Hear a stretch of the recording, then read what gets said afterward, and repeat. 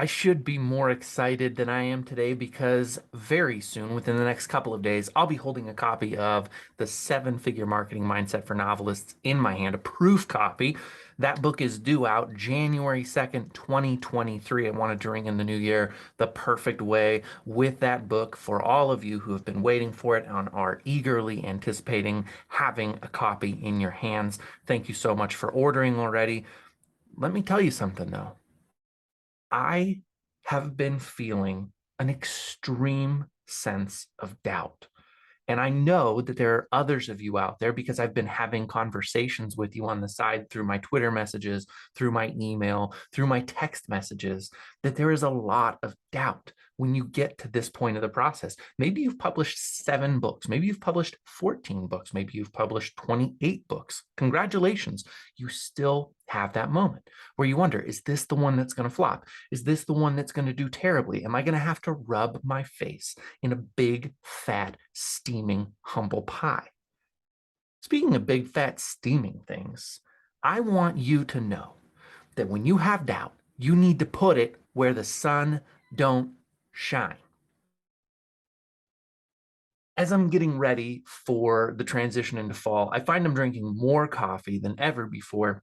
And I'm really glad that I have writer's block coffee because ever since I've been drinking it, I never have writer's block. It's probably just a coincidence, but then again, maybe it's not.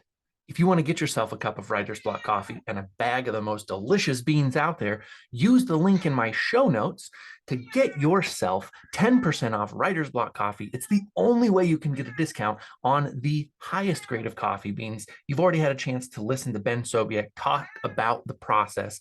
And you know that my cat Chewy, the Podcat co-host, is really excited about making sure you get high quality coffee. Enough advertising. It is by far the most insidious, the most difficult, and the most challenging experience you will face when doubt comes your way. Because when it does, you have a choice. Do you entertain doubt for a minute? If you choose to, it's going to hang around for an hour. Do you listen to it for a full hour? That's right. Because if you do, it'll hang around for a day. And if you continue to linger in doubt for a whole day, it's going to set up camp for a week. You know where this is going. Let it be for a week. It will plague you for a month. Let it plague you for a month. It'll stay with you for a year.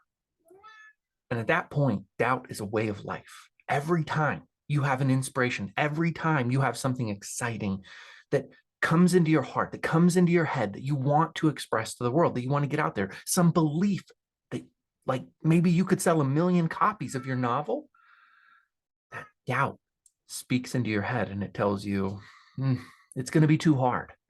And you listen to doubt as it walks you down a specific road. Doubt tells you it's going to be too difficult. You don't know the right people. You don't have a big enough network. Your mailing list sucks. Your book isn't even all that inventive if you really think about it. The characters are kind of bland. The story, I don't even know if it all hangs together. Yeah, sure, I was really excited when I wrote it. Yeah, sure, I thought the idea was cool, but then I saw something on Netflix or, NBC or ABC or Disney Plus. Shoot, I don't know. You probably are watching too much TV, but maybe you read it in a book. Maybe you read it in a magazine and it was similar enough to your own story that you started to doubt yourself, to doubt that you really have what it takes to get to the top of a mountain. It's crazy. I was listening to a podcast I enjoy the other day, and the host was talking about the dangers of getting to the top of a mountain, because when you're at the top of the mountain, where do you have to go from there? And that's where all of the really crazy people start to emerge. He cited people like Michael Jackson and Anthony Bourdain, Robin Williams, Tom Petty, Ernest Hemingway. I'm actually riffing on some of the people that I can think of who made it to the top of the mountain. David Foster Wallace. And it's tempting to listen to that voice, to let that doubt start to put its claws in you and think, well, I'm being reasonable, actually. I'm being reasonable because I don't want to be at the top of the mountain where all the crazy people hang out. Maybe I'm happy at this base camp. Maybe I'm happy halfway up. Maybe, there's a lot of people who make it halfway up. There's a lot of people who are here. I'm in good company. I know people who have done what I've done. I actually know of people who've done more than I've done. And that's strangely comforting. It's comforting to think that if you wanted to go a little higher, you could talk to somebody. Somebody would know how to get there. It's comforting to know that at the middle of the mountain, all of the people who are around you won't judge you for working too hard, for putting in too much effort, for being a workaholic, for being out of balance, for having unrealistic expectations. You know what? Just have realistic goals. Have realistic dreams. Who doubts realistic dreams? I mean, they're realistic for a reason, right? Don't we love artists who render paintings so realistic? You're like, is that a photograph? But then you think about what it takes to reproduce that realism. And there are only a handful of artists out there who can do it. It's unrealistic to produce something realistic if you're speaking artistically. Ansel Adams took some of the most beautiful nature photographs we've ever seen. And you can go to the places where he photographed and see the sights. But I dare you to take the photograph he took. Sure, we have Photoshop now. You can adjust your contrasts and do all kinds of wild, fun saturation Mo Digleys. But to take that picture in that moment is a truly unique thing. To write Hills Like White Elephants, that is a true accomplishment. Ernest Hemingway did something that we are still teaching our college and high school students today with Hills Like White Elephants. I encourage you to read it if you haven't before, even if you love genre. It's perfect. This could happen on a spaceship. It could happen at a space depot where you're traveling from planet to planet. It could happen in a fantasy novel where you are on a stagecoach. It's a real conversation between two living people who have experienced passion. And interestingly enough, are experiencing deep levels of doubt. See, I don't want to ruin the whole story for you, but it's a man and a woman who have maybe had a little connection. And the woman is feeling her own level of doubt because she realizes that this man is not ideal for her.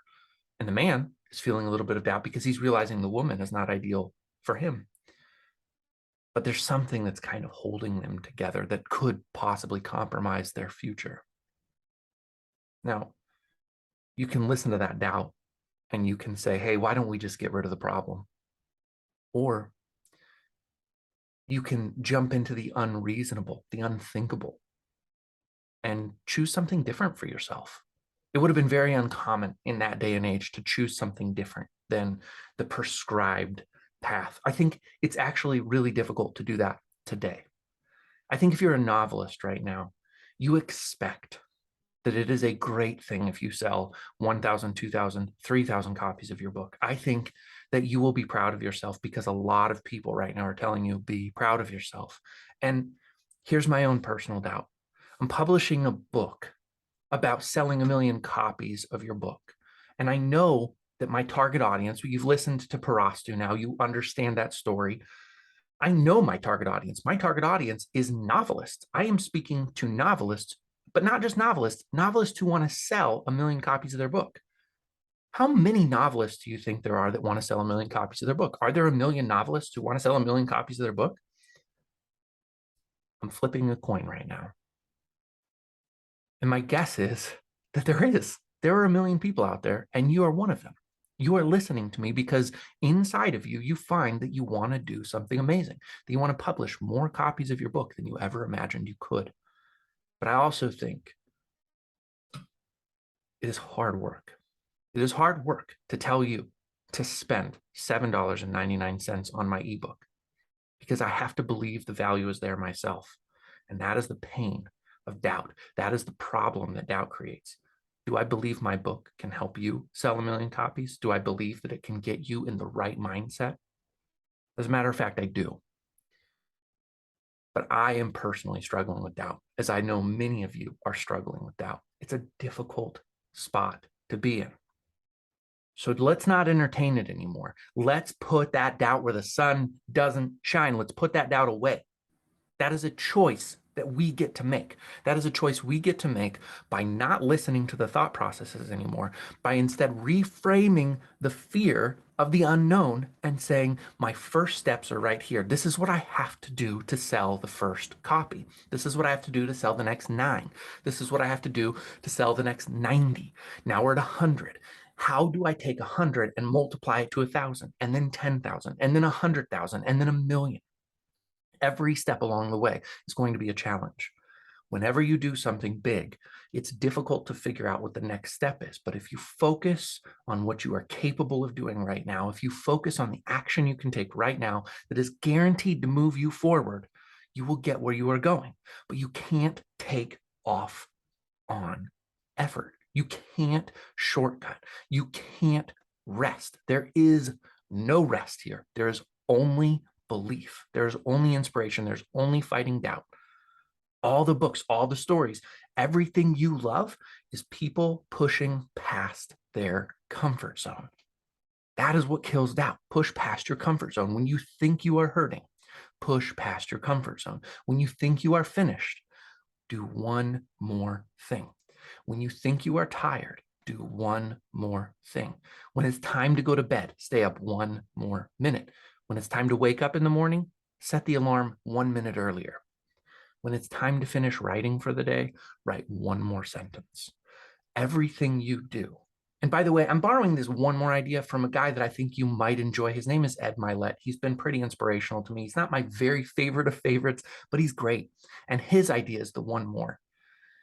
It really did impact me in a moment where I was struggling, in a moment where I'm still struggling. I don't know, heck, I might be entertaining doubt right now, but I am fighting against it, and I'm calling you to fight against it, because the only way we can be as successful as we dream of being, is that the right wording there? The only way we can be as successful as we dream of being, that's what I said, yeah, that works, is by pushing forward. So I'm calling you right now one more time. Put doubt where the sun doesn't shine. Listen, one more time, put doubt where the sun don't shine. Use the links in the show notes for Writer's Block Coffee, Writer's Gloves, if you want discounts on Social Dog so that you can take your Twitter game to the next level and really build that community that helps sell the books. It's all in the show notes. It's all in the YouTube links. It's all everywhere you need it. You just find it, get it, click it, buy it. Ding!